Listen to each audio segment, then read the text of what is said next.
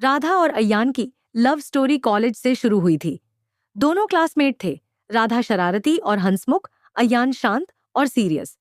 शुरुआत में दोनों में बातचीत भी कम होती थी, लेकिन धीरे धीरे राधा की हंसी और मासूमियत अय्यान के दिल पर छा गई। कुछ सालों बाद दोनों ने शादी की। शादी के शुरुआती दिन बहुत खुशहाल रहे।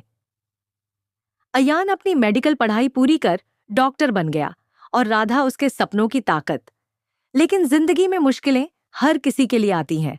अय्यान अपने करियर और अस्पताल की जिम्मेदारियों में इतना खो गया कि राधा को समय नहीं दे पाता। राधा अकेलापन महसूस करने लगी। दोनों में छोटी छोटी बातों पर झगड़े होने लगे। इन झगड़ों ने धीरे धीरे इतना रूप ले लिया कि तलाक तक बात पहुंच गई। तलाक के बाद दोनों अलग हो गए। राधा अपने मायके चली गई और अय्यान अपने अस्पताल के काम में और भी डूब गया। कुछ महीनों बाद राधा को पता चला कि वह प्रेग्नेंट है। उसके लिए यह खबर खुशी और डर दोनों लेकर आई। खुश इसलिए कि उसे मां बनने का सुख मिलेगा, डर इसलिए कि वह अकेली थी। समय बीतता गया। प्रेगनेंसी के 7वें महीने में अचानक राधा की तबीयत बिगड़ गई। परिजन उसे तुरंत पास के बड़े अस्पताल ले गए। राधा को स्ट्रेचर पर डालकर आईसीयू की ओर ले जाया गया। तभी डॉक्टर्स की टीम में से एक चेहरा सामने आया और वह था अय्यान। दोनों की नजरें मिलीं। राधा की आंखों में आंसू थे, अय्यान की आंखों में हैरानी और दर्द।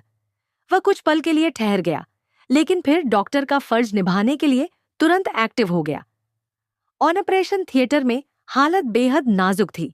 बच्चे और मां दोनों खतरे में थे। अय्यान ने पूरी जान लगाकर ऑपरेशन किया।